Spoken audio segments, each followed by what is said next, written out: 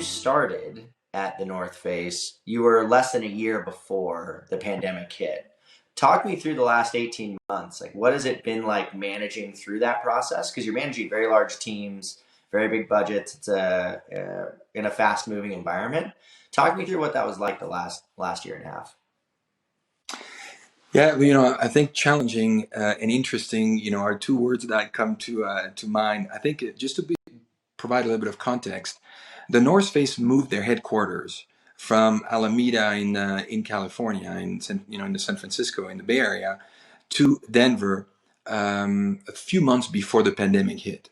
And with that, we had to recruit half of the team were new members that were recruited, with that move, and the other half came from Alameda, but were transplant. They were new to the Colorado and the Denver area. Then, the pandemic hit, and everyone is asked to stay home and to work from home.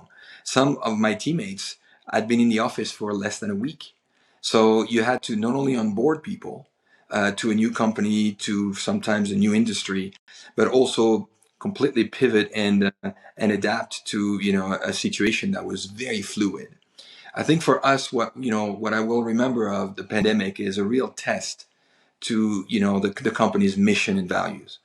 The North Face is all about enabling exploration for all in the outdoors, and obviously through the pandemic, all of our values were tested, and it was actually quite exciting to make some bold moves on behalf of a $3 billion brand that was embraced by the entire team immediately.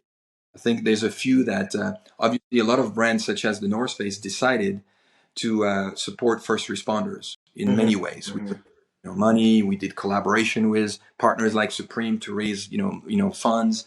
But another thing that we did is one of our athletes was a first responder, and she stopped training. She's an elite climber. She stopped training to go back to the ICU. And at the time, we were like, Anna, why are you doing this? And she was like, the ICU is getting overcrowded. You guys don't see it yet, but my friends need my help. So I'm stopping my training. She was planning an expedition to go back to the ICU. And as a team, we quickly rallied and said, what could we do to help the medical and first responder community? And within 24 hours, we decided to treat first responders like our own family, our own athletes. So we basically told first responders through word of mouth with one email that they would get a discount, athletes discount.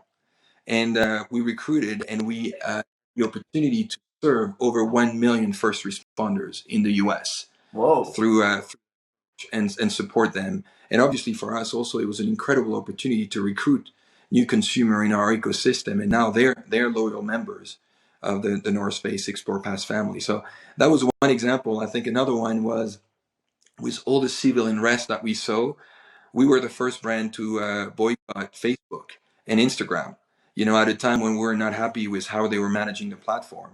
That was a pretty big, bold, and risk move for us because we were relying on this platform quite a bit.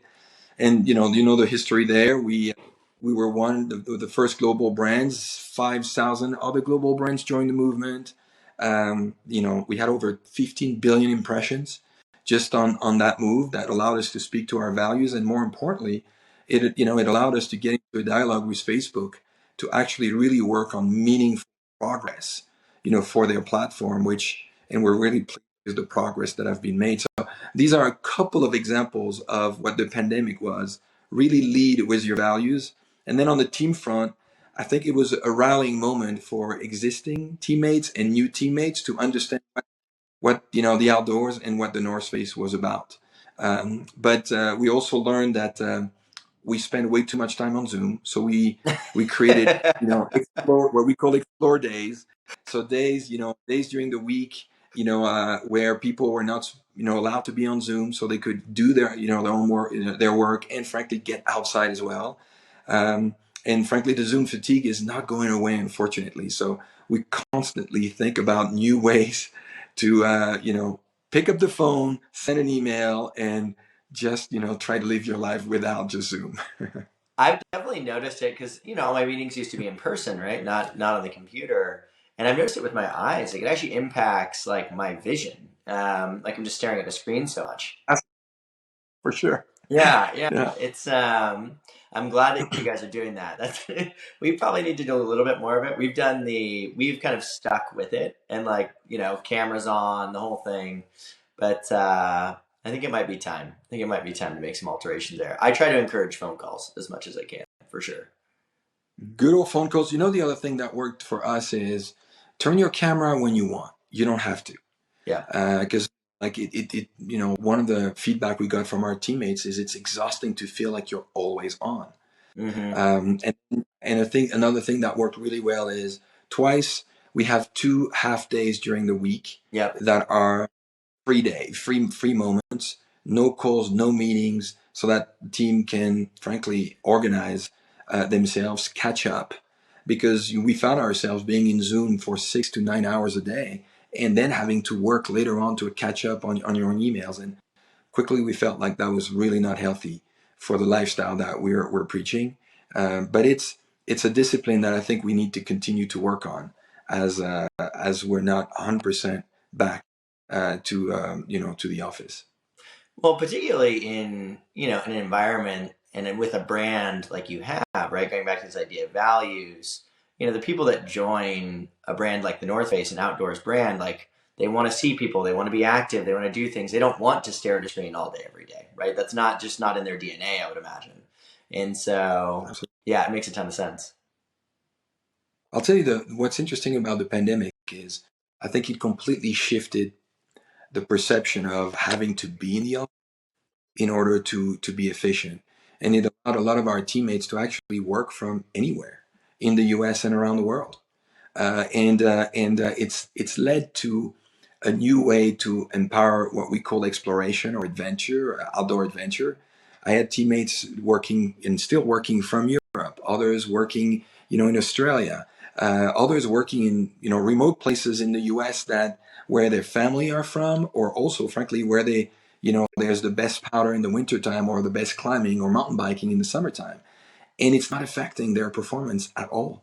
And I think it's really changing, the approach to where you work versus where you live. And I think it's a really healthy, I would say, conversation that happened. I worked from many different places, and it worked pretty well. Yeah, no, I'm a huge fan of it. I think people talk about work-life balance and like kind of saying like, oh, they have to be separate, right?